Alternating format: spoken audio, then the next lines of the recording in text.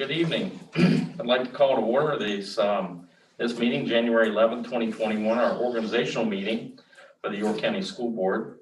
And we're looking forward to a new year. We remain focused on providing excellent learning opportunities for our students, and also want to mention that our meeting is being live streamed on YouTube and YCSD TV. As a reminder, I will read the YCSD mission statement. The mission of the York County School Division is to engage all students in acquiring the skills and knowledge needed to make productive contributions to the world. Now, as we move into our organizational business meeting, I'll ask Dr. Shandor to handle this portion of the meeting so we can elect the chair and vice chair. Thank you, Mr. Richardson. Good evening, board members. So I will now open the floor for nominations for board chair. Dr. Shandor, I'd like to make a motion to nominate Brett Higginbotham for board chair for the York County School Division for this coming year. I'll second. Thank you. Mr. Brett Higginbotham has been nominated to serve as board chair, and no additional, well, let me ask this, are there any more nominations? No. Okay, hearing none. Mr. Higginbotham has been nominated to serve as board chair, and no additional nominations were received. Ms. Ford, will you please poll the board? Yes, a motion was made by Mr. Richardson and seconded by Mr. Schaefer to elect Mr. Higginbotham as board chair. Mr. Schaefer? Yes. Mr. Myatt? Yes. Mr. Higginbotham? Yes. Ms. Caralls? Yes. And Mr. Richardson? Yes. The motion passed 5-0. Thank you. Congratulations. And I'll pass some of this over to you. Thank you. Here you go. I'll give you that Thank title you. as well. We certainly look forward to working with you, Mr. Higginbotham. I certainly look forward to working with you and senior staff as we move into this new year. You've been on the board for a number of years now, and certainly well respected by this board as well as all the staff members in York County. So congratulations. And then second, we certainly want to thank Mr. Richardson. He has done an amazing job over the last several years in serving as chair. He has been the rock for us in the school division. I don't mean Dwayne Johnson. The rock holding us together, helping transition 3 new board members on back in January, and helping the 3 of you navigate inheriting a fire at a complex as well as a pandemic. So, Mr. Richardson, we certainly thank you for your support through everything over the last several years. So if we can get into it. I'm looking forward to working with Mr. Higginbotham as chair. Thank you. Thank you for giving me this opportunity. I look forward to serving in this role. And now I would like to open the floor for nominations for board vice chair. Mr. Chair, I'd like to nominate Laura for vice chair. I'd like to second that nomination. Are there any other nominations? Right, Mr. Chair, I'd like to make a motion when you close nominations. Okay. Ms. Laurel Peralta has been nominated for vice chair. No additional nominations have been received. Mrs. Ford, please poll the board. Thank you. Yes, the motion was made by Mr. Myatt and seconded by Mr. Richardson to elect Mrs. Caralls as the board vice chair. And Mr. Richardson asked that we close the nominations as no additional nominations were received. Ms. Caralls? Yes. Mr. Myatt? Yes. Mr. Schaefer? Yes. Mr. Higginbotham? Yes. Mr. Richardson? Yes. The motion passed 5-0, and Ms. Caralls is now our board vice chair. Says I'm down. It feels odd to vote on that. Yeah. Okay. It is not for myself. It'd be odd if you voted no. True. I want to say congratulations to our new board vice chair, Mrs. Laurel Peralta. I'm looking forward to working with you over the next year and with the rest of the board as you serve as vice chair. All right, our next organizational item is resolution number 21-01.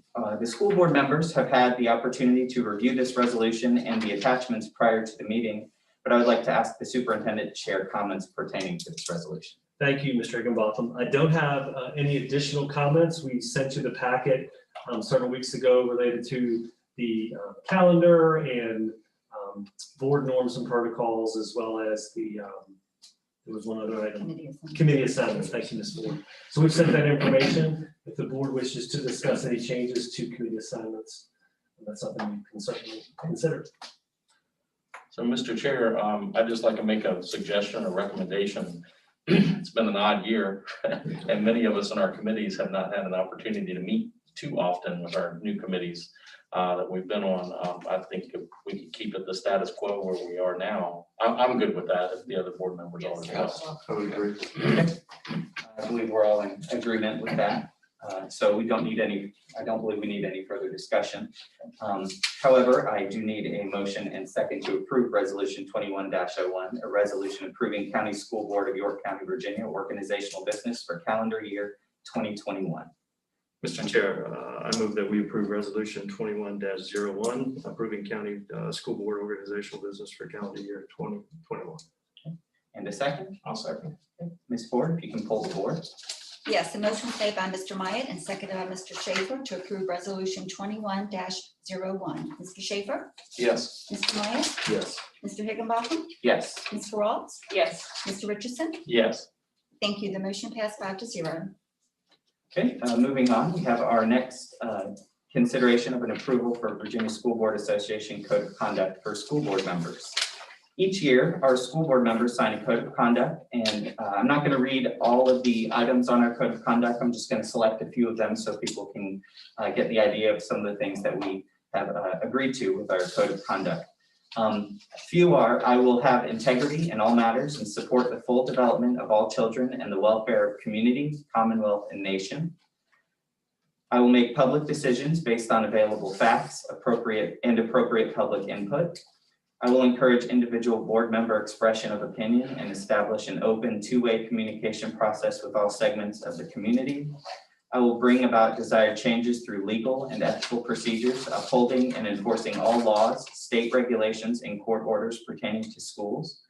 And I will be informed about all current educational issues through individual study and participation in appropriate programs, such as those sponsored by my state and national school board associations. And those are just a few of the items we have on there. Just wanted to share some of those publicly with that.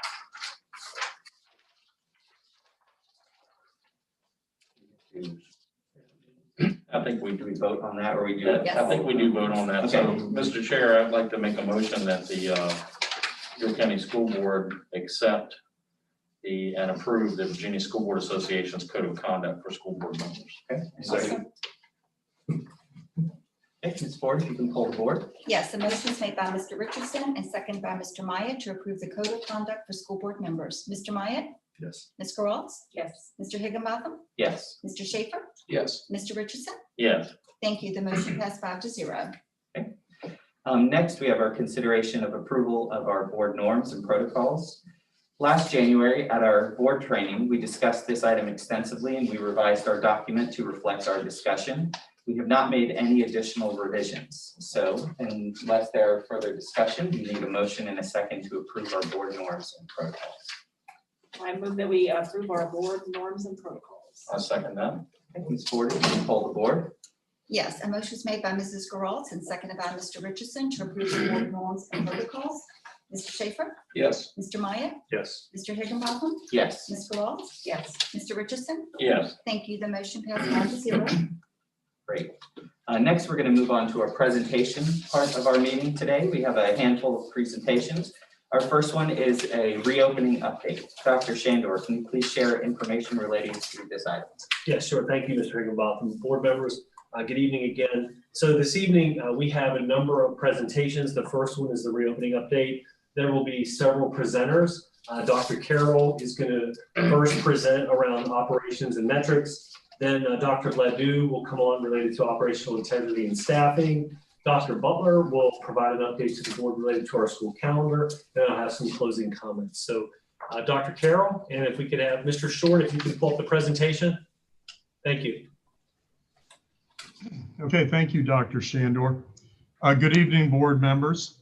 Since I last addressed you in November, we've experienced a predicted rise in COVID health metrics, and tonight I share with you our current conditions and to elaborate on plans we shared with the community last week.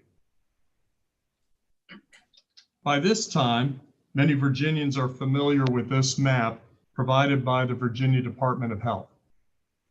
This is today's map on case burden showing the entire state and what the CDC labels a highest risk of viral transmission. and we expect this current wave to continue to rise until at least mid-February. In November, I shared this slide illustrating the 3 core indicators established by the CDC to help schools make decisions about in-person learning. And those 3 indicators are levels of new cases, positivity rates, and local mitigation strategies. In November, we had just entered the highest category of numbers of cases.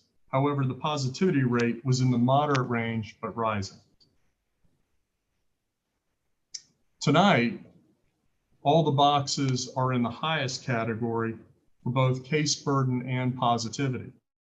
But also in November, I mentioned that we believe that our mitigation strategies were serving us well, which is the 3rd indicator from the October 21st VDH guidance, which recommended that we lean more into those strategies. And today we now have a greater knowledge of how effective those mitigation strategies have been. And we know that because of the low level of transmission in our school buildings, and by inspecting the school sites for fidelity to those expectations. If we could go back 1 slide, please.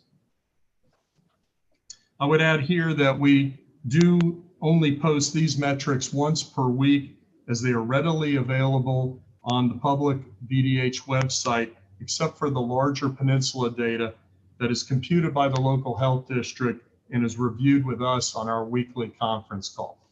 Now we can move on. I've also previously shared our YCSD dashboard a couple of times with you, and here are our numbers from earlier today. You'll remember that here we see the amount of viral involvement for those students and staff that are scheduled to be in our buildings. However, not every positive case entered our buildings during an infectious period of time. But here we see today that we have 37 active positive cases currently, and that brings our total since September 29th to 134, I'm sorry.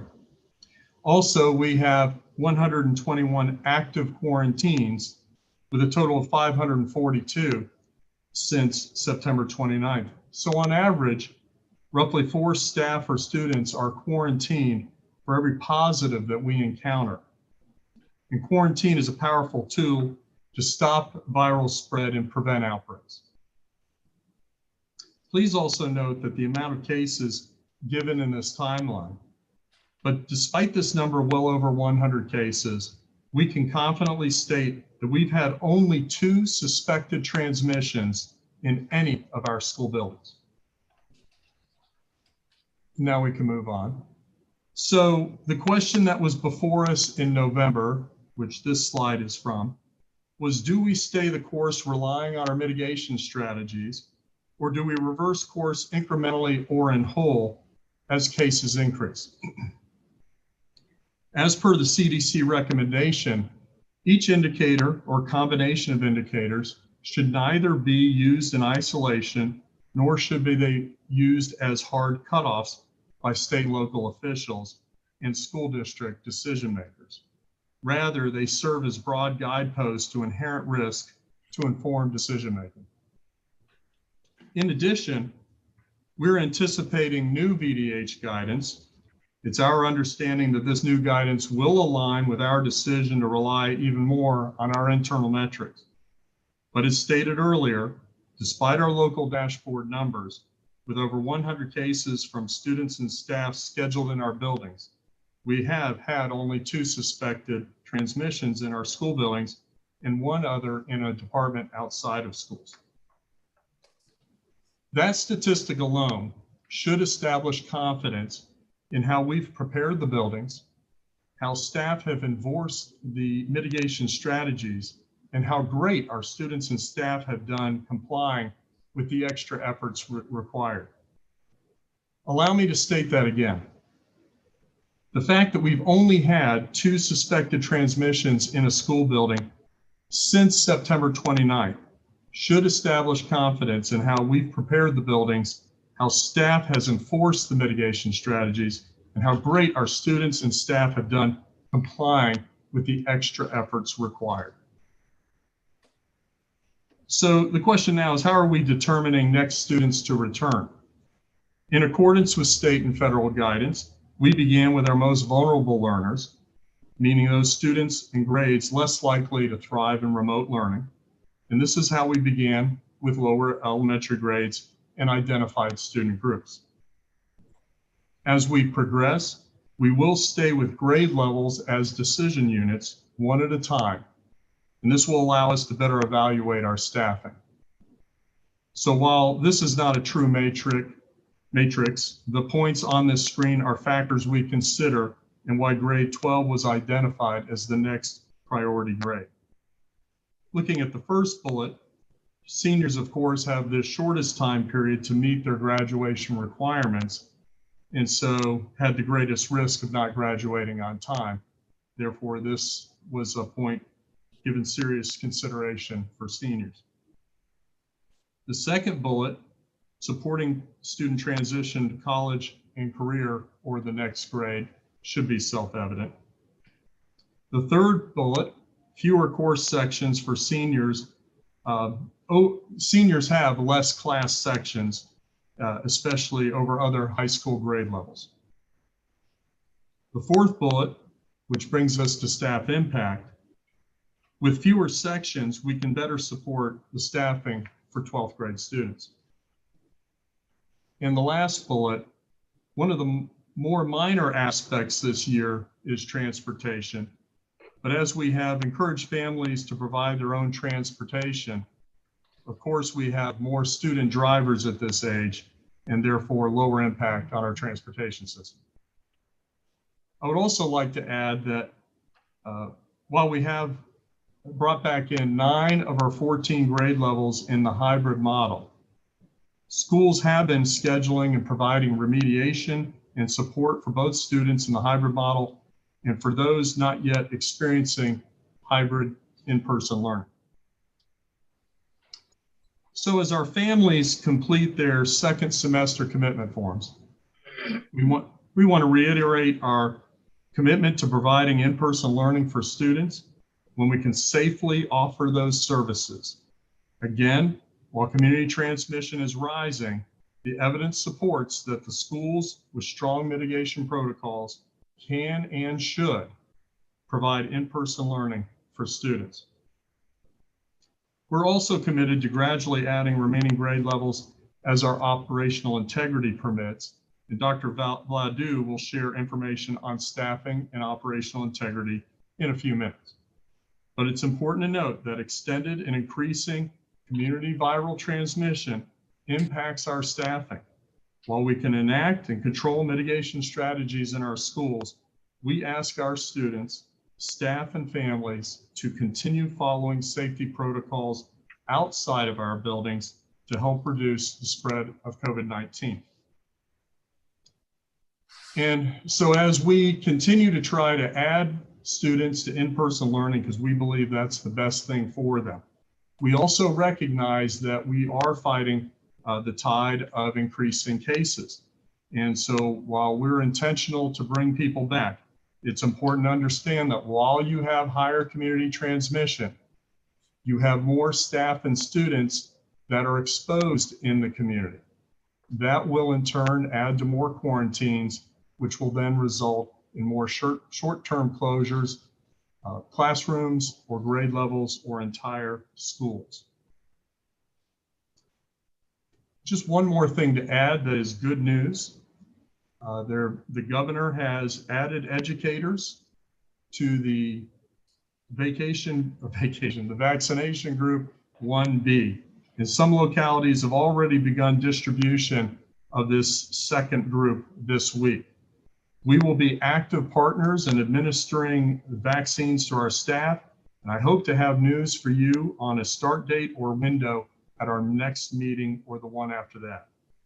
Also, everyone needs to be aware that for full protection of those vaccinated, that level of protection does not occur until after the second vaccine which is given a month after the first one, and then an additional 3-week period. That concludes my presentation. I'm happy to take any questions from the board.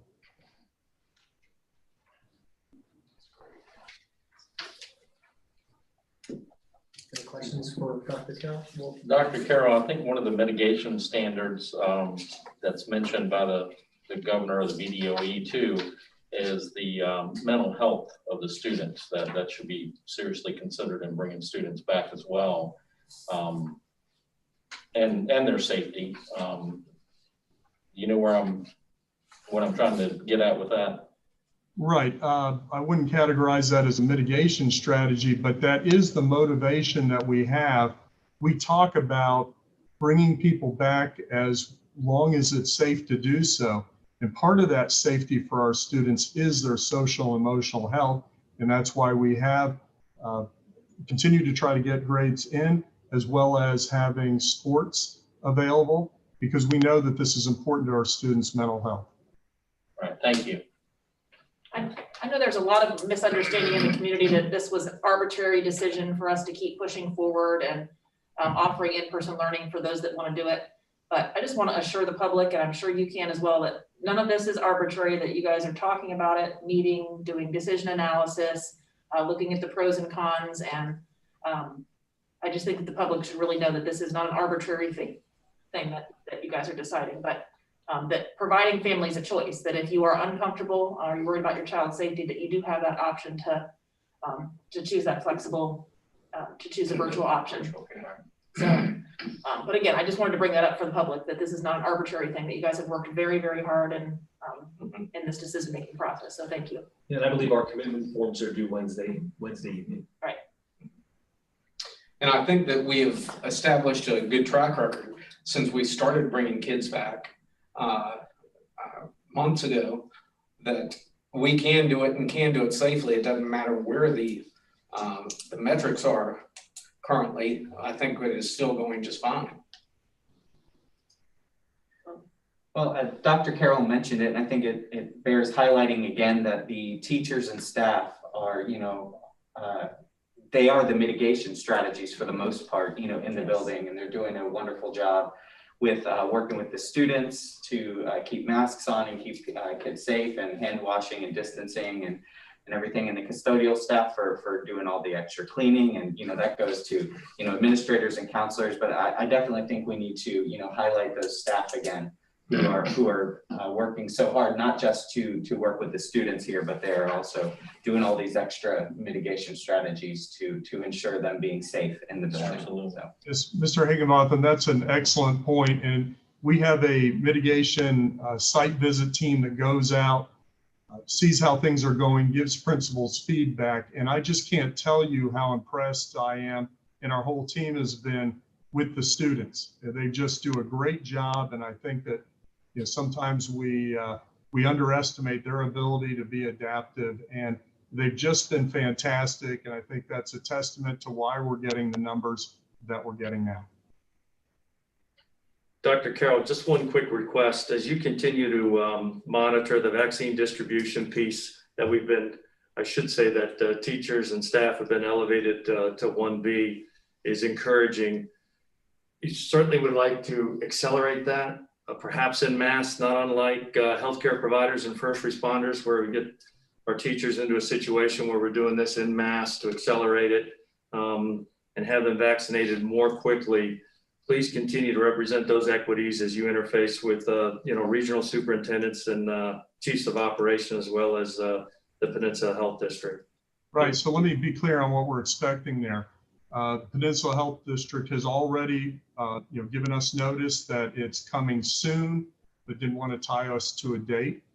We have already begun our planning there, and we are going to have all of our school nurses taking part in that, and we may be getting other agencies to help. And we will get about a week's notice so that we can activate the plan. And I expect that we'll probably be using for our instructional staff those Wednesdays, and flexing their time so that we can get them vaccinated. And then other support groups will probably be done in time on other days to get them expedited as quickly as possible. I do think that we could probably do all of our employees in a 2-week period. We don't have that plan completely, done, but I feel like roughly 2 weeks we'll be able to get all 2,000 employees, including our substitutes and our custodians and our bus drivers, all of our support staff vaccinated in that time period. So I feel confident if not 2 weeks, just over that. And then we'd be set up for the second administration a month later. That's great news. Thank you. Thanks for that update. If there's no additional questions, Dr. Carroll, thank you very much. We're going to now transition to Dr. Vladou's portion of the presentation. Dr. Vladou. Certainly, Mr. Higginbotham, members of the board, and Dr. Shandor. At this time, I would like to provide an update on staffing.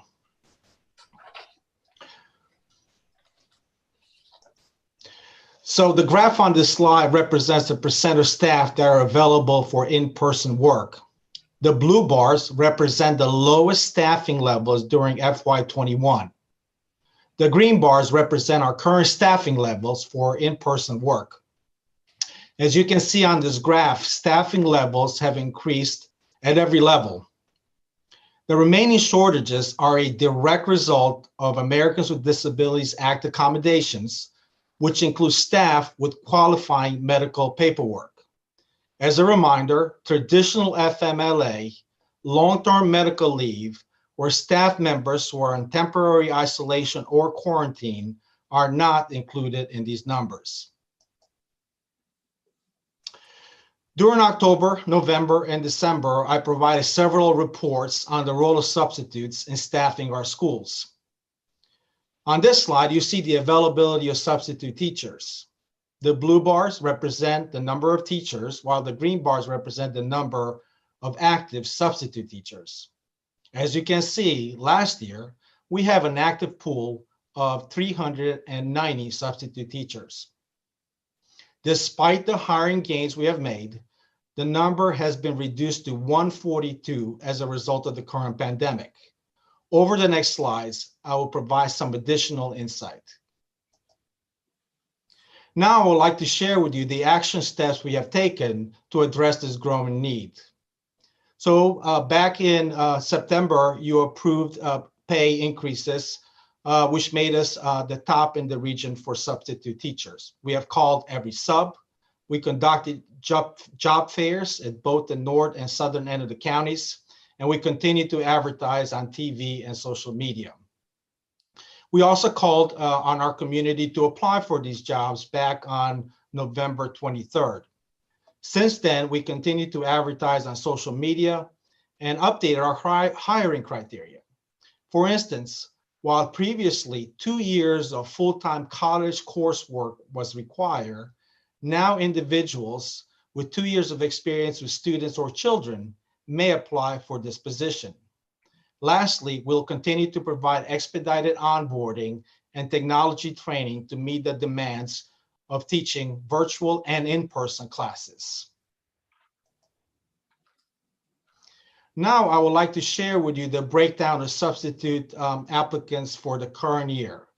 So since September 30, we had a total of 50 applications.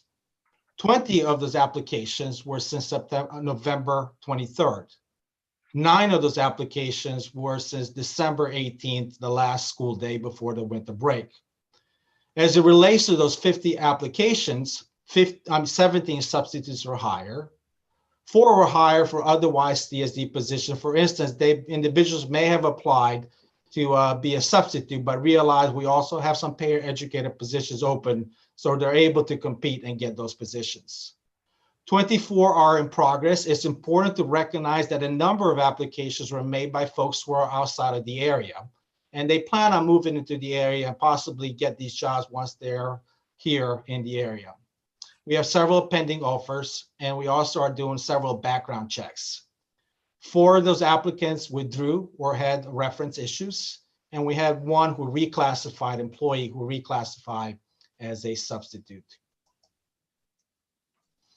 We also created a position to offset classroom supervision needs that resulted from teachers with approved ADA reasonable accommodations who are working remotely. As such, each school has been provided with up to 5 positions for a total of 90 possible new hires. The position was posted on December 1st, and since that time, we had 14 applicants. 6 of those were hired. 1 is no longer interested. 4 are currently being interviewed. We have several folders on our desk ready to move on these tomorrow, and 3 are being screened.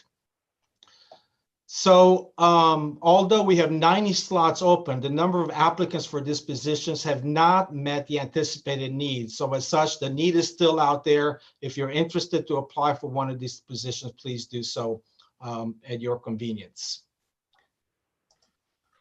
As I stated in my previous reports, it takes 390 subs to support our teaching force in the traditional or the hybrid model. As you can see in this graph, as a result of the ongoing pandemic, we lost 2/3 of our active substitutes needed to sustain our teaching workforce. Also, I want to summarize the sustainability factors that are impacting our operational integrity. For instance, even before the pandemic, on any given day, we can have out between 70 and 120 teachers, or approximately 7 to 12% of division staff or teachers who are absent because they're sick, they need to take personal leave, are on FMLA or long-term medical leave. In addition to these reasons, since the pandemic, we have more absences as a result of ADA reasonable accommodations or when individuals need to isolate or quarantine.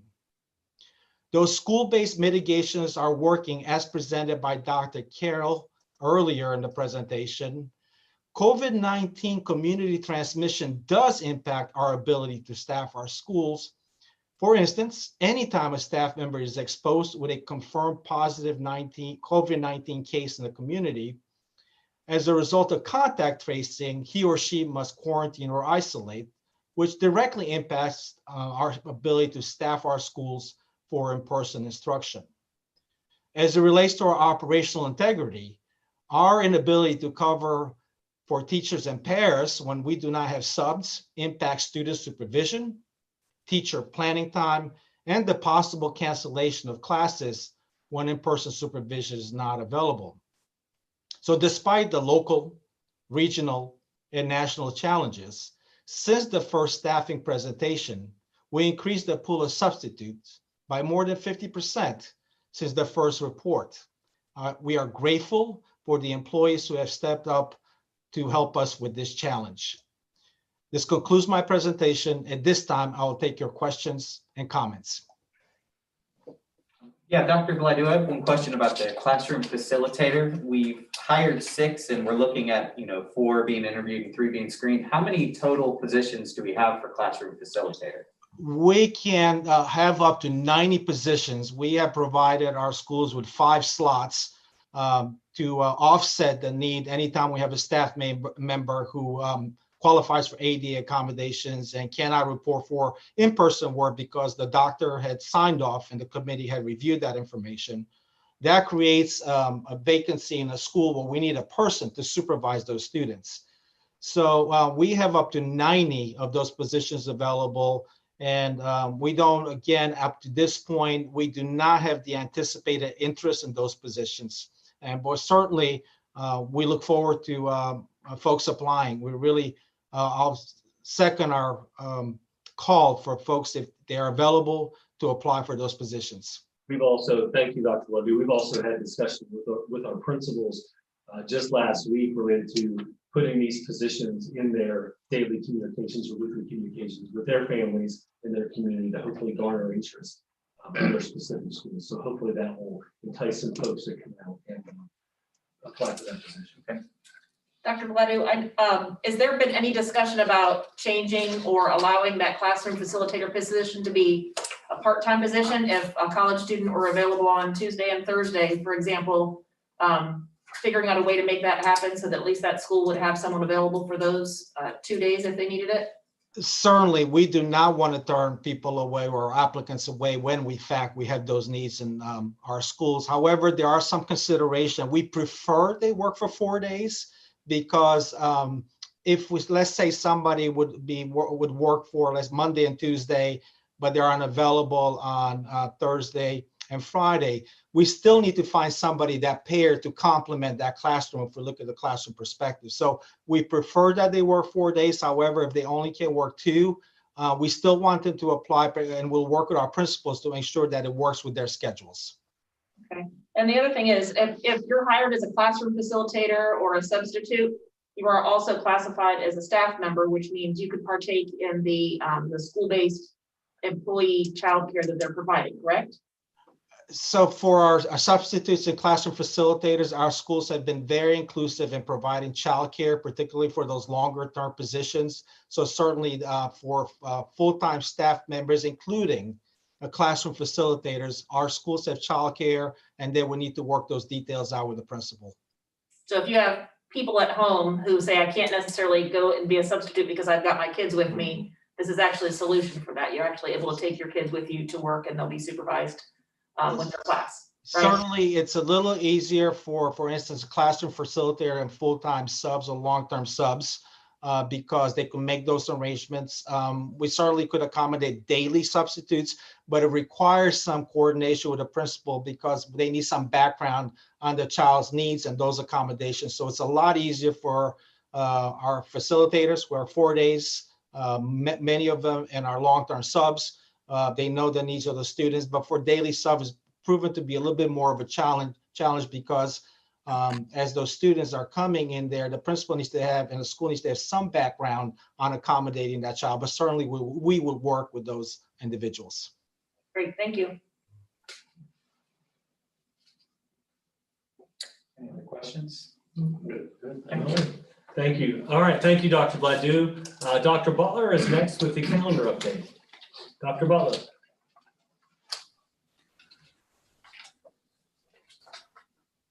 Thank you, Mr. Higginbotham, members of the board, and Dr. Shandor for this opportunity to provide an update on modifications to the division calendar. Historically, the division has always formed a calendar committee every year, which includes multiple stakeholders across the division to look at the calendar and make sure we get input from all the members of our community.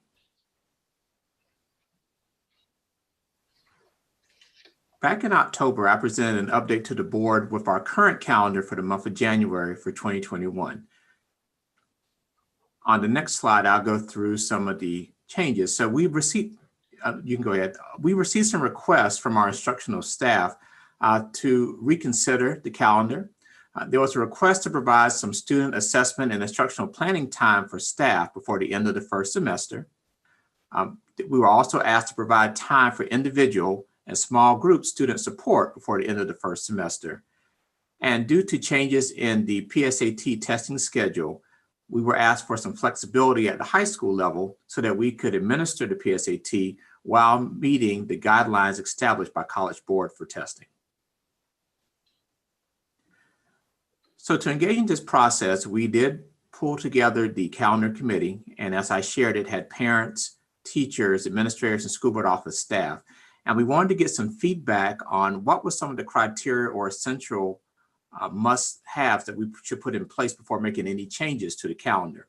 And so some of the essential criteria was that we should make sure that any changes continue to meet the Code of Virginia instructional hour requirements, that any changes took into account special programs and services for students, as well as the flexibility for our high schools for PSAT testing.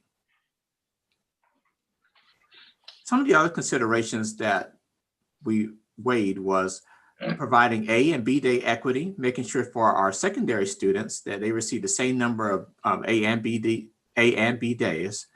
For our students who are hybrid learners, making sure that they had an equal number of in-person days. Our families wanted to make sure that whatever changes were made minimized disruption to their schedules for their children. We also wanted to make sure that we provided time for our teachers to grade and to collect data for the first semester, and maximize instructional time for students during the month of January. So modifying the calendar for our elementary students, on January 18th, the Martin Luther King holiday is a staff and student holiday. And then on January 19th through the 22nd, those are full instructional days. So students who are in cohort 1 would go to school on that Tuesday and Wednesday. And then students who are in cohort 2 would go Thursday and Friday for live instruction. On the following week, on the 25th would be a full instructional day for cohort 1 students for in-person instruction. The 26th would be an early release day to provide time for student support and assessment and planning. Wednesday would be a full day for cohort 2. And then Thursday, the 28th, would be a half or early release day to also allow for that cohort to have student support and instructional planning. The 29th of January would continue to be the teacher workday student holiday. For our secondary students, the 26th of January will become a PSAT testing day at the high school level and a student support and remediation day for our middle school and high school students who will be learning asynchronously. And the 28th would be a student support and remediation day for high school and for middle school students, with the 29th being our teacher work day and student holiday. On both the 26th and the 28th, those would be asynchronous learning days for our 6th through 12th grade students.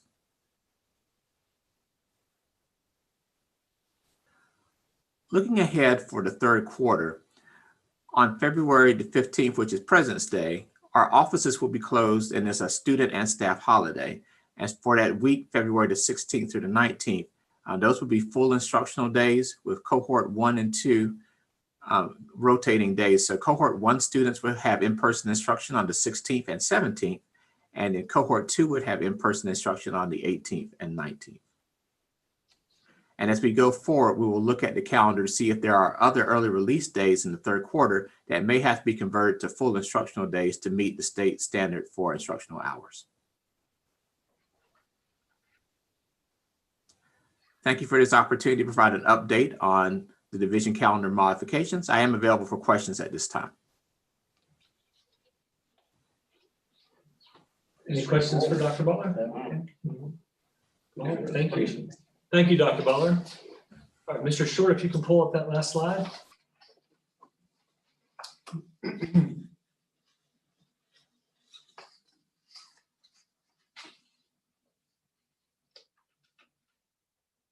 Next slide. There you go. All right, so I'm going to sort of summarize and recap where we are and some of our next steps. So we have resumed in-person learning today, learning for grades that are obviously already in school. So we had pre-K through 6 EL students and all of our special education students. And we'll likely, as you heard Dr. Carroll talk earlier, moving 1 grade level at a time, which has, I think, served us well thus far. Starting with 12th grade, our seniors will come in Tuesday, January 19th. And I've talked to a few secondary principals today at the high school level. They're certainly excited to get some of those students back into the high schools.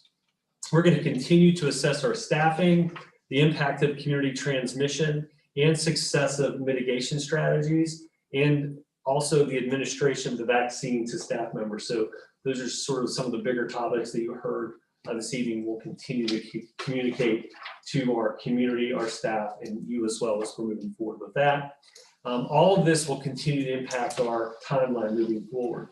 We have to continue, again, this is a weekly thing when it comes to looking at staffing moving forward. We have to evaluate this over days, sometimes even weeks, to develop a true trend, which is why we waited 2 weeks in between adding elementary grades earlier on in the school year. So if we are able, the earliest date another grade level will join the hybrid model will be February 1st, which is the start of the second semester, which you just saw on the calendar update from Dr. Butler. However, we're not locked into this date or a specific grade level yet as we continue to evaluate all of that I just mentioned. So this concludes our presentation. I know that was a lot of information, but we're certainly, any of us are available for questions this time. I would just like to make a comment. I appreciate all the work that your staff has been doing, Dr. Shandor. It's a lot of effort to look at operational integrity, not just the beginning of the school year, halfway through the school year, you're pretty much looking at it daily, I think, or at least weekly. And it's a lot of work. It's, to me, when I look at it and see what y'all are doing, it's almost mind-boggling to try to make sure you have the right amount of staff or have enough staff to bring this group back or to bring that group back. If you can, then it's safe to do so. So I just want to commend you and your staff for everything they've been doing. Thank you. Thank you, Mr. Richardson. The team has done a wonderful job. Not just our executive level team, but everyone in the division has really done a fantastic job working through obviously unprecedented times. When I think about some of our staff members who over the holiday break were conducting contact tracing during Christmas break, and just contacting families, and our principals who were working hard over the break as well. I certainly want to commend all of them. So thank you for those comments this evening. Any other comments or questions related to the reopening update? All right, thank you. Our next presentation is a strategic plan update for Goal 3, Objective 3.3, which is teacher compensation. Dr. Shandor. Thank you, Mr. Higginbotham. Mr. Bowen is going to present, our Chief Financial Officer is going to present an update to our strategic plan on Objective Goal 3 related to teacher compensation. I'll turn it over to you, Mr. Bowen. Thank you, Dr. Shandor. Good evening, Mr. Higginbotham, members of the board. Tonight, I'll provide a strategic plan update on Goal 3, Objective 3 of the strategic plan.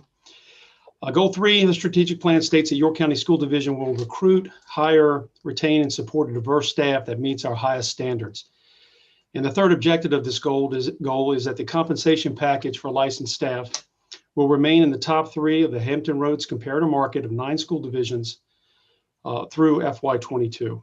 And when we talk about our licensed staff, we're referring to our teachers, our school counselors, speech pathologists, library media specialists, and our assessment and compliance coordinators, and to name a few, just to name a few. Now, who are our market comparators? So on the slide, you see that list, this combination of school divisions from both the South Side and the Peninsula. What you see here also included is the most recent fall membership data, number of students. So for Virginia Beach, you see 65,612 students. That ranks them in the state size as 4 out of 132. And for York County, we're 12,492, and we rank 23 out of 132. So the basis for our comparison on the next slide, the basis for our comparison are the license scales of the comparator divisions. And on this slide, you see the bachelor scales of the 9 divisions. Generally, school divisions have 4 pay scales. This is the bachelor's, as I mentioned. There's also a master's plus 30, and a doctorate. A couple things to note here before we move on. First, there is no state standard for pay scale for salaries. So school divisions can structure the scales however they choose, which brings me to the next point here, because we do see a couple of outliers. If you note with Portsmouth and Norfolk, while their starting salaries at step 0 are within $3,000 of our starting salary, their ending salaries are at step 30 are more than $15,000 and $10,000 respectively, higher than ours. So for us to really compete in that ending, in the back end of that scale, would require a significant infusion of funds, which of course has been a challenge for us. And then on the next slide, this is the master scale. I'll show you these 2 scales because 89% of our licensed staff fall on either the bachelor scale or the master scale. Now on the previous scale, we had 11 steps of our 31 that fell in the top 3. Here on the master scale, our position improved a little bit, where we went from 11 now to 17 of 17 steps of our scale are in the top 3. And then how we conduct our review is we look at how many staff members fall in one of the highlighted steps. And if you'll go to the next slide, we'll show the summary of our review. So as I mentioned, there's four standard scales that we use. The next column is the number of licensed employees in the division. These are actual employees as of record. We have 378 employees on the bachelor scales, 505 on the master scales, 90 on the master's plus, and then 11 on the doctor scale. And as I mentioned, the percentage of steps on the top three. We had a number of steps in the top three. We had 11 on the bachelor's, 17 on the master's, 23 on the master's plus and doctorate scales. So at the far right, if you look at the percentage of staff in the top three, so on the bachelor scale, 51% of our staff fall in the top three as being paid in the top three of our comparative divisions. On the master scale is a little bit of a challenge. Here we have 35%. We have 51% of our employees, but only 35% of our employees actually fall in the top three. And with the master's plus and the doctorate, we have 74%. So what is this information telling us? I think it's telling us that we still have some work to do in the area of compensation. You'll recall that the board did approve a 2% compensation last March. We had to back off on that 2% increase as a result of the loss of state and local funding. But of course, we will continue to make that a priority in the upcoming budget process. But to just kind of give us some comparison of how we've done, at least in the past 2 years. So when I presented this data in 2019, you can see the numbers here. So if you look at the far right, on the bachelor scale, we actually improved from 35% to 51%. And on the master scale, we went from 16% to 35%. So we have made some improvement. However, we still have a ways to go. But we did want to take this a little further. We wanted to at least look and see where we compared to those school divisions on the peninsula. And this here is a slide of all of the school divisions that participate in the New Horizons regional program. And you'll see here for we went from 11 steps on the bachelor scale to 28 steps. So the numbers improved drastically. You also note that the items here in bold are where we actually are number one on that step. So we're not just in the top three, we actually are leading on 27 of those 28 steps on the bachelor scale. And if we go to the next slide is a summary of the Peninsula districts. So on the bachelor scale, 79% of our employees fall in the top three. And then for the master's 30 and doctorate, 100% of our employees fall in the top three compared to our Peninsula school divisions. And that concludes my presentation this evening. I'll be more than happy to answer any questions you might have.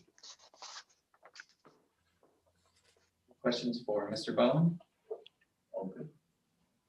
Perhaps plant a seed from a comparator standpoint, maybe in the future, instead of looking at the region and direct compensation salary, maybe we look at the peninsula and direct and indirect compensation over time and see how we shake out with the benefits package and some of those things. Yeah. Something to think about.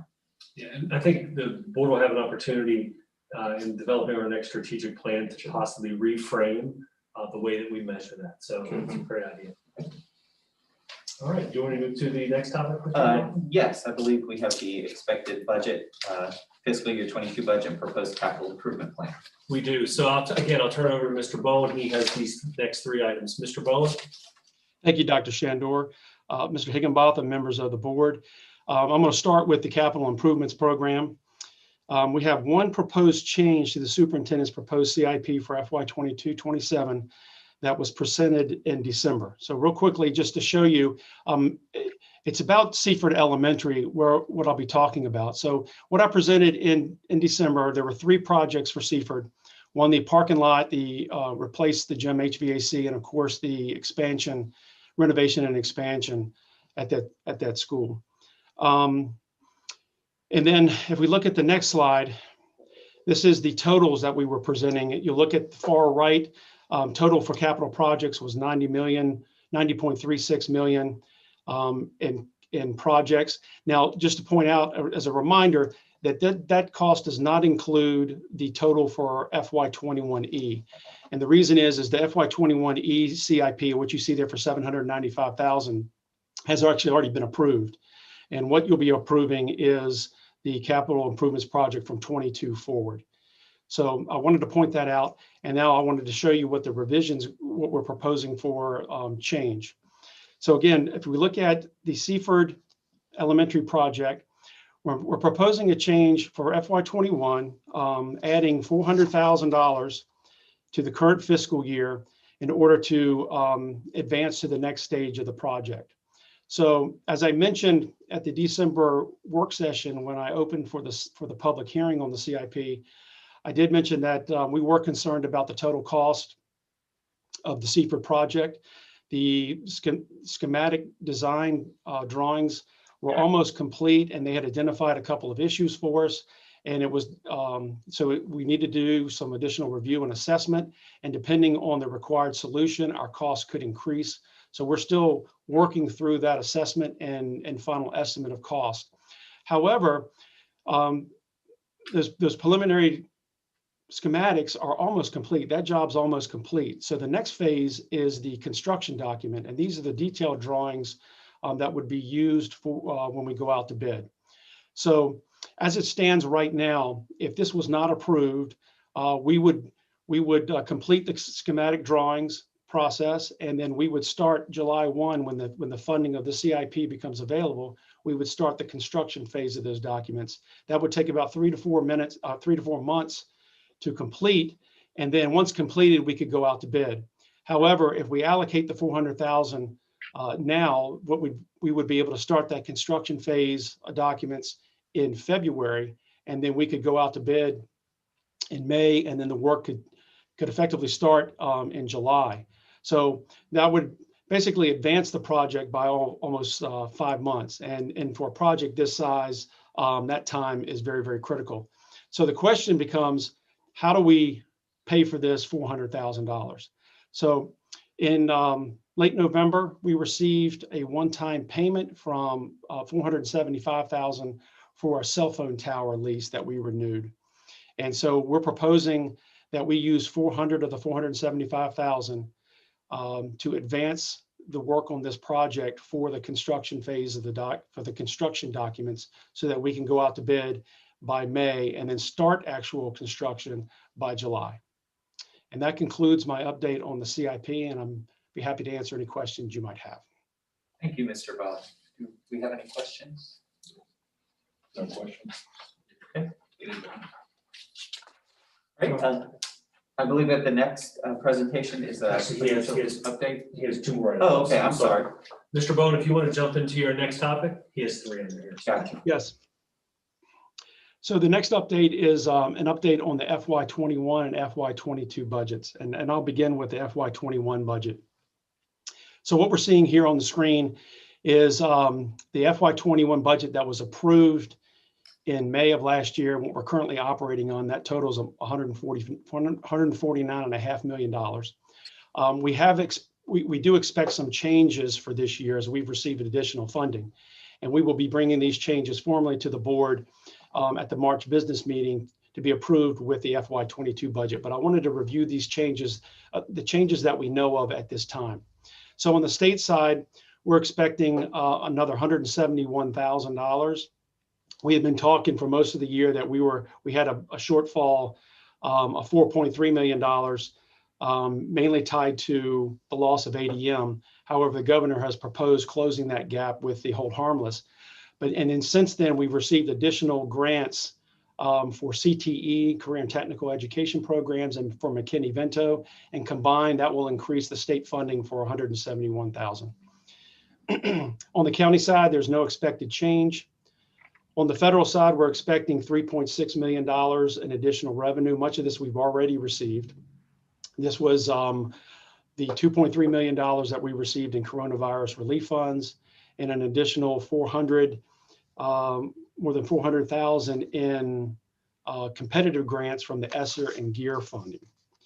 So in total, $3.6 million. We also received additional allocations for Title I and for heavily impacted aid. On the miscellaneous local revenue side, what this represents is fees that we charge to our students. It includes tuition. It includes tuition for virtual high school, for preschool, for out-of-zone or non-resident students. It also includes athletic fees, rental of facilities. So with a number of these in a number of these areas, we either will expect reduced fees or no fees at all. However, if we're not losing the full $396,000, while we're losing that in revenue, there will, on many of these items, there will be an offset on the expenditure. So for athletic fees, we reduced the athletic fees that we charge to our athletes because of the shortened season. However, because of the shortened season, we will have fewer expenses for referees, for travel, and for materials and supplies. So there will be an offset on many of these on the items in the local revenue. So our actual loss will be more in the neighborhood of $100,000 to $150,000. And then with the additional revenue that we're receiving, about 1.6 will be allocated to instruction and 1.7 million to technology and 50,000 to operations and maintenance. And that concludes my overview of the FY21 expected budget. I'll be happy to answer any questions if you have before we move on to the FY22.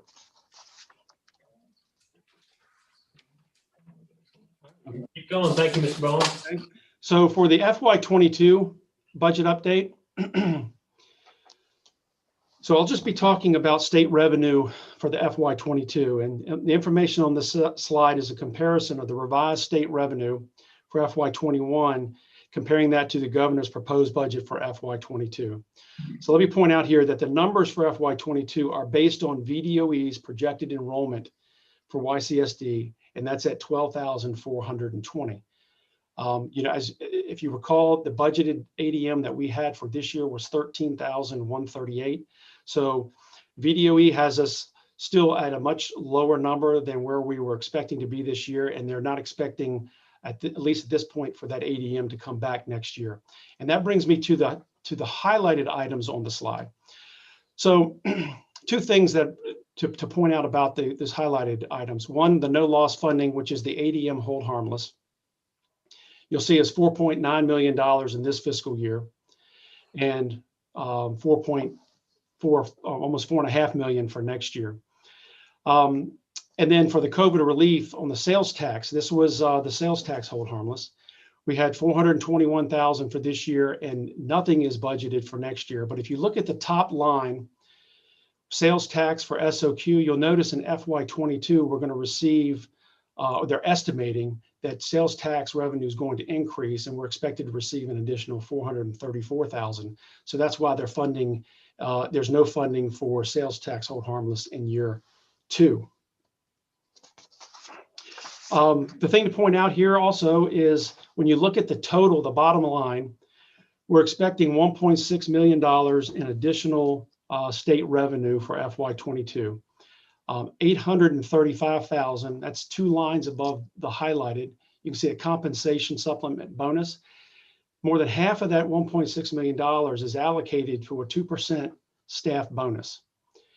So for us to provide that bonus, of course, we have to use the 835,000, but it would also require an additional $1.3 to $1.4 million of funding to pay for our share, because all that the state is funding here is for those SOQ funded positions. And as a reminder, that the standards of quality for funding positions are minimal, very minimal standards. And every school division that I've been associated far exceeds the minimum requirements for funding positions. So that certainly limits our ability to do other things in the budget if all we do is take care of the compensation supplement. So we need to be a little creative in our budget. We're still working. One thing we're still doing is working on an ADM figure for next year. As I mentioned, VDOE's figure for us is 12,420. We're looking at something higher than that, but the problem in that, and we've been cautioned by the VDOE, is the hold harmless for next year, the ADM hold harmless for next year. They've cautioned us because if ADM returns statewide, then it's very likely that the General Assembly could say next January, in the next January session of calendar year 2022, that school divisions don't need this hold harmless money, and they'll just pay us for our actual ADM. Well, in effect, what that would do is that would just give us a wash. It wouldn't provide us with a lot more new revenue. So we have to be careful about this, and we'll continue as we work over the next several weeks to to work on that number for ADM and identify exactly how much money we'll have to work with. What we're not showing here is, of course, the local contribution. We haven't received the official letter about, but we do believe it's going to be in the $1.1 million range. So that is something we'll be add. But of course, we do have a number of mandates that we need to consider. One, technology. We have our one-to-one program. So we need to make sure we have enough funding in the budget to cover those expenses. Also special education, and also health insurance. So there's a number of things that are still on the table that we need to address, and we'll be doing that in the next few weeks. And then on this next slide, this is just the average daily membership of students. Now you'll recall that I've been talking a lot about with the loss of 800 plus students. I will tell you this is a different view of that number. So we're actually comparing here FY20 actual to the revised VDOE projection. So if you look at what we were budgeted at 13,138 to where we are now at 12,2, we're actually 870 students short based on what VDOE projects our March 31, 2021 ADM to be. I did want to point that out because that number is a little different than what I've been talking about throughout the fall. And then if we look at the next slide, this is just a snapshot of our state revenue for 11 years. In 2010, 11, 12, and 13, you can see we were coming out of the Great Recession. We didn't see a lot of changes in state revenue. However, that started to change in 2015. And then from that point forward, we really started to see an increase in state revenue. However, what we're seeing for next year is that 77 million that we saw in 2021, it's only going to go up $1.6 million. So we don't have a lot more money to work with, but that's kind of how it goes with state money and K-12 education. How the economy goes, so does the funding for K-12. And then on the next slide, this is just our budget calendar for the remainder of the budget year. We'll have a public forum on the budget January 25th.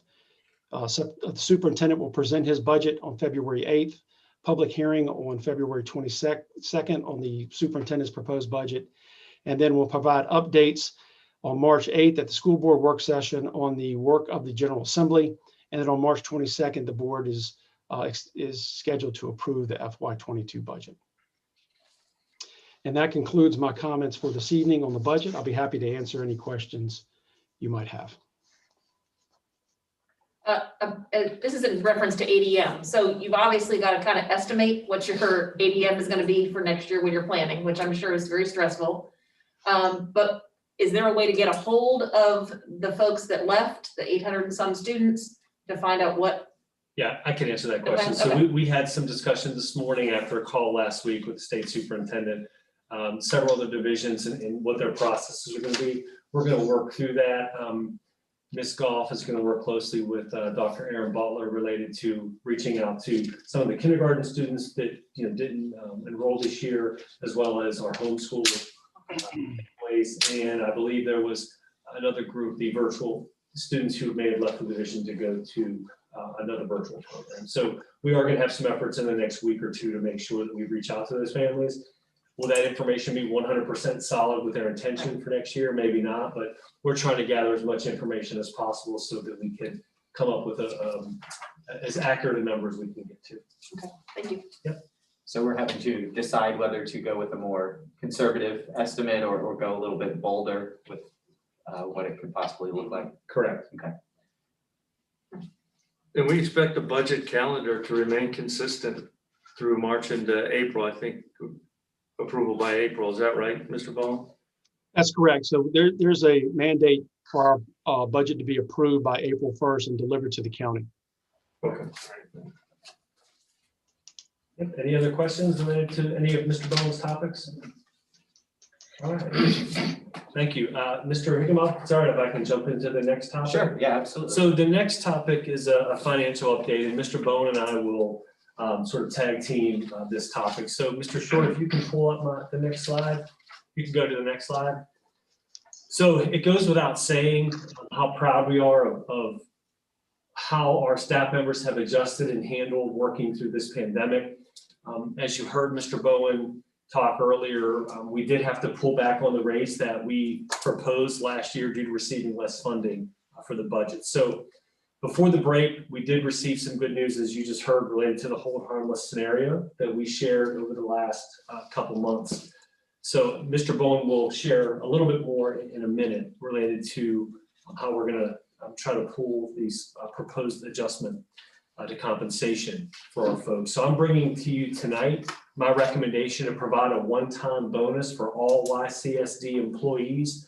So if you look at the screen, full-time employees, it would be a one-time $750 payment. Part-time employees would be $375. This would be for all employees of record as of January 26th, and then the anticipated first pay date would just be one payment on January 29th. So should you approve, the pay date will be the 29th, as I said. Mr. Bowen, do you have some additional information to share related to this? I do. Thank you, Dr. Shandor. So members, if you recall, since August, I've been talking about the potential financial impact, loss of more than 800 students for this year. The General Assembly held a special session. We were hopeful that they would take some action on the hold harmless. That didn't occur. However, the governor did include that in his budget proposal in December. However, up until that point, between August and December, there were some actions that we had to take because we had to prepare ourselves in case this language, this provision didn't come forward. So we froze a number of positions. We were still hiring positions, but really mainly those positions critical to instruction. We also curtailed expenses. So as a result of the governor's proposal, we expect that the hold harmless for ADM is a game changer for us. It puts us in a different position. It actually closes our budget gap for this year. So what we're proposing is staff is recommending that we use some of the funding that was set aside from the positions that were frozen, using that salaries and benefit money to pay for this. It's going to cost us, as Dr. Shandor has presented this evening, it's going to cost us a little less than $1.5 million to do this. We've been averaging since the beginning of the year about 90 vacant positions. So it would require about taking about half of those positions and the salary and benefits from half of those positions to pay for this action. This will still leave us sufficient funding in the budget in case there were some unexpected expenditures that would come forward, particularly in the area of either health insurance or some remediation activities that would be required to help lift our students up here in the spring. But that's the proposal on how we'll pay for it. We do have sufficient funds in the budget right now to pay for it. This action will allow staff to move the funding from certain budget categories to a bonus category. And that's my comments for this evening. Thank you, Mr. Bowen. This is the only action item on our agenda today. So if there are no other questions for Mr. Bowen, we would just need a motion and a second to approve the adjustments to the fiscal year 21 budget. I'd just like to make the comments because this is something I asked about at a work session several months back last year. So I'm elated that we were able to do some type of compensation for our employees. I'd like to have seen a little bit more. But I do know that with budget considerations, the one-to-one initiative, computers, our health benefits and so forth, that we did what we could. And I think we're doing good for our employees. So I'm in full support, and I'd like to make a motion that we approve the adjustment to the FY21 budget. I'll second. Ms. Ford, you can pull the board. Yes, a motion is made by Mr. Richardson and seconded by Mr. Schaefer to approve the adjustments to the FY21 budget. Mr. Schaefer? Yes. Mr. Meyer? Yes. Mr. Higginbotham? Yes. Ms. Rawls? Yes. Mr. Richardson? Yes. Thank you. The motion passed 5-0. Thank you. The last presentation tonight is the strategic plan update for both board objective 4.6, which is school board engagement. And I think the easiest way to do this is for school board members to sort of discuss the various ways that we have been able to communicate with the general public. So I'll just sort of go down the line here. Mr. Richardson, if you'd like to start. Yes, Mr. Higginbotham, thank you. And I use board docs a lot. And I want to make sure the other new board members knew that this is a good way to keep track because I could never remember everything that I did throughout the year. Just looking over it, we had our board retreat that we all attended last year in January. I did principal for a day. I think most of us all did principal for a day. And of course, we had the fire in February, the grafting complex. I think we all toured that facility as well. Then we had COVID hit in March, graduations in June. Then I had a summer graduation. There was one graduate for the summer academy, and I attended that. And that was real exciting to be there with her parents for that. But it's been limited this year because of everything going on. But I feel like all of us, because I see you all at different events, different things, that we're doing a good job of what we can with engagement. But I'll just leave it at that. I don't want to drag this on, but I'll move ahead. Mr. Shaker? Yes, I've been engaging a lot in my zone, especially like in SOA. Back when we did have productions, it was awesome to go see. And I've seen a few of the virtual ones since then. But I've been able to get into the schools a little bit here recently and seen the elementary and high and middle schools. And I am proud to say that I am going to be able to, I was invited to go to the first basketball game of Bruton High School in this school year. It's a girls game on Thursday. I was talking to the athletic director, Coach Honesty, about how are you going to do this? And so he went through all the mitigation strategies, how many people can go, and it was really informative. And then I said, well, I'd like to see one after you get it in sync and, you know, are comfortable and all that. He said, well, why don't you come out Thursday night then? Okay. So I'm going to do that. Ms. Girls? Yeah, so again, just engaging in the meetings, and we've gone to a couple of VSBA conferences, all that. I know it hasn't been the way I wanted it to be. This was the thing I was most excited about in becoming a school board member, but just joining QTA meetings, visiting schools, reading to classrooms, and again, just going to the events. So once we get back to normal and those events can be there, I can't wait to. Still read virtually. I did that. Yes, yeah. Yeah. I'm going to see from next week. So, and I guess I'll be in person, but doing it virtually, I'm not quite sure how it's going to go yet. But again, I think we've been doing what we can during this time. I know for me, a lot of the engagement is answering phone calls, texts, and emails. Yeah, absolutely. And I know this has been really, really hard for a lot of families. And so again, I will say I appreciate everybody reaching out. And again, it's I think it's important for us to not only respond, but to make sure that they know that we're there to just to follow up if they're not getting an answer as quickly as they'd like to. So again, those are just some of the ways that I've been engaging. And Ms. Girl, sorry for interrupting, Mr. Meyer, but you've also attended the special ed advisory committees as far as some of that work. And I know Mr. Richardson has been a part of the WHR meetings as well. We had engagement, I don't know if you'd like to mention at the state level too, right off the bat, which was very well done. And I think it is a challenge for us to be able to engage beyond our, stakeholders in the immediate local area and engage at the state level of the Virginia Department of Education. And it was very, very useful. Personally, for us, particularly the 3 new board members, and I'll just, obviously stakeholders, students and families and our teachers and staff and administration are absolutely critical and most important. But also this is our base year, so to speak. So we've, in the literature says there's not a great deal of research on boards, but effective boards do 2 things. They work very closely together, and we've coalesced as a team. I think the fire and obviously the pandemic have ensured for that.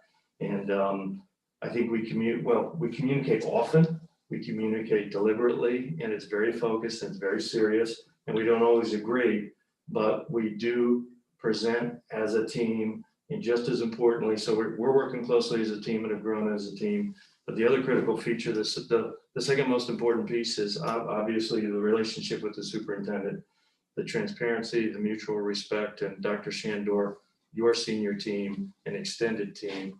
It's I found too that that dialogue and interaction has been exceptional. And again, like I said, transparent and thoughtful and meaningful. And I just wanted to make sure we mention those 2 critical pieces to our success as a board also. Yeah, and just a couple pieces, I'd like to add, I think is, we had some town halls, earlier this year with the Grafton School Complex, and then we had some virtual meetings for like the budget feedback sessions and other community feedback. And another big one is we've been going around to the seniors of the month, since we can't recognize them at the regular meetings, and That's part of the job. yeah, it's something I think I'd like to see continue even after we sort of get back to a sense of normalcy, and when we can bring them back to the regular meetings still, show up and surprise them. And a lot of times the parents don't even tell them that it's happening. They just get sometimes pulled out of their virtual class to come out and to be congratulated socially distanced. So, but those are a couple of different things that we've done, and I look forward to being able to build on those individually and as a board and everything. But that's all we have for this meeting. So if there are no other further questions or discussion, we can close. Does anyone have anything else? Yeah, I just had two things. I know it's not a question for tonight, but I would just ask that as we move forward towards the summer, that Dr. Shandor, if you would have your team just kind of plan to give us a kind of a quick update on what summer school is going to look like. I know that might be a lot more families who are looking into it. And also my concern about retention, if families are looking to retain a child and hold them back, if you would just have your team kind of update on what that looks like, and what kind of standards we're held to, just as we're moving forward. So again, not for tonight, but if you would ask your team to kind of put something together just to present to us. Absolutely, it's something they've all been working on. And as you can imagine, laying the preliminary plans for how we're going to continue to provide for our kids moving forward with the rest of the semester, as well as summer school, as you've indicated. And then Dr. Wrights, our elementary director, is working very closely with our principals related to retention. So we'll certainly provide that information. Yes, thank you very much. Sure. Anything else? Okay, our next regular meeting is Monday, January 25th at 7 p.m. and that is back at your call for that. And I do want to thank all of the presenters for the presentations and giving us all the updates and the information. It was very helpful. I appreciate it. And I want to thank everyone for watching out in the world, and thank you and have a great week. This meeting is adjourned. Great job. Very nice. Yeah. Great job, Mr. Lincoln. Congratulations. So there was a part missing. It's all right. But you did.